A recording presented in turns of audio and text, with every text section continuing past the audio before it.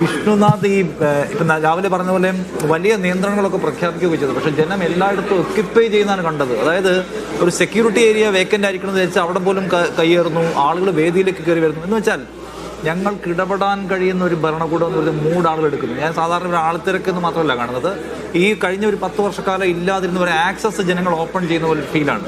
So അത് ഉണ്ടാക്കുന്ന ഒരു ഉത്തരവാദിത്വ ബോധം അല്ലെങ്കിൽ അതിനോട് എങ്ങനെ റെസ്പോണ്ട് ചെയ്യണം എന്നാണ് നിങ്ങൾ മനസ്സിലാക്കുന്നത്? അതുണ്ടായി എന്നുള്ളതൊരു വലിയ കാര്യമായിട്ട് ഞാൻ കാണുകയാണ്. കാരണം കഴിഞ്ഞ സർക്കാരിൻ്റെ കാലത്തുണ്ടായിരുന്ന ഒരു പ്രശ്നം ഈ ആക്സസിബിലിറ്റിയാണ്. സെക്രട്ടേറിയറ്റിനെ മനുഷ്യരെ കയറ്റാത്ത ഒരു രാവണൻ കോട്ടയാക്കി അങ്ങ് സംരക്ഷിച്ചിരിക്കുകയായിരുന്നു. സെക്രട്ടേറിയറ്റ് അതിന് തൊട്ട് മുമ്പായിരുന്നെങ്കിൽ 2011 വരെ 11-16 സെക്രട്ടേറിയറ്റിൽ ജനസാഗരമായിരുന്നു.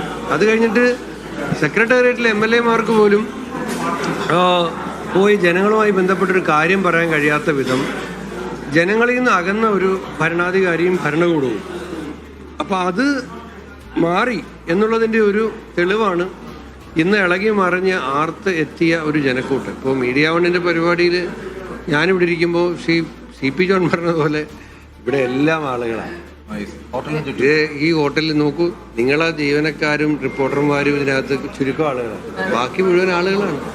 അവർക്ക് ഒരാവശ്യവും പറയാൻ വേണ്ടി നിൽക്കുന്നവരല്ല അവർ.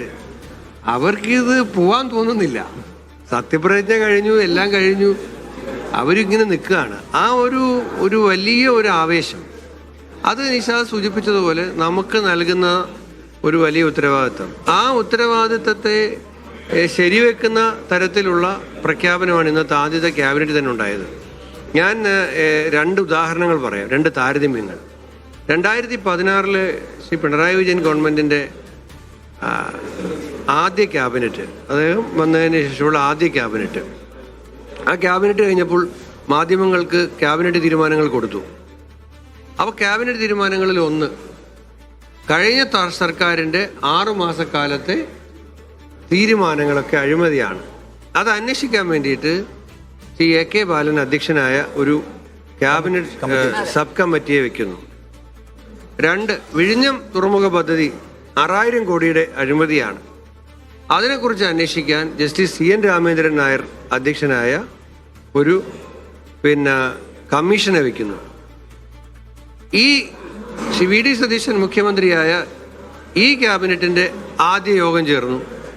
തീരുമാനങ്ങൾ വന്നു. 1, ആശാ വർക്കർമാരുടെ ആനുകൂല്യങ്ങളിൽ വർധന വരുത്താൻ തീരുമാനിക്കുന്നു. ഞങ്ങൾ എല്ലാവരും പോയി ആ സമരപന്തലിൽ ഉറപ്പ് കൊടുത്താണ്. 2, അംഗനവാടിക്കാരുടെ ആനുകൂല്യം വർദ്ധിപ്പിക്കുന്നു. 3, സ്കൂൾ പാചക തൊഴിലാളികളുടെ ആനുകൂല്യം വർദ്ധിപ്പിക്കുന്നു. 4, പ്രീ പ്രൈമറി ടീച്ചർമാരുടെ ആയമാരുടെ ആനുകൂല്യം. ഞങ്ങളുടെ 2 ഇന്ദിരാ ഗ്യാരണ്ടികളിൽ 5-ൽ 2 ഇന്ന് തന്നെ എടുത്തു. യാത്രാ സൗജന്യവുമായി ബന്ധപ്പെട്ട കാര്യങ്ങൾ CM അനൗൺസ് ചെയ്തു. ജൂൺ 15 മുതൽ അതിൻ്റെ കാര്യങ്ങൾ ആരംഭിക്കാനുള്ള കാര്യങ്ങൾ തുടങ്ങുകയാണ് ഇന്ന്. വയോജന വകുപ്പ് രൂപീകരിക്കും എന്നുള്ളത് ഇന്ദിരാ ഗ്യാരണ്ടിയിൽ ഒന്നാണ്. അതുമായി ബന്ധപ്പെട്ട കാര്യങ്ങൾ നടപ്പിലാക്കാൻ തീരുമാനിച്ചു.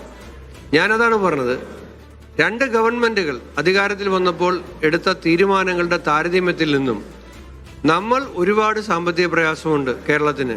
പക്ഷേ സാധാരണക്കാരൻ്റെ ജീവിത നിലവാരം ഉയർത്തുക എന്നുള്ള നമ്മുടെ ഒരു ലക്ഷ്യമുണ്ട്.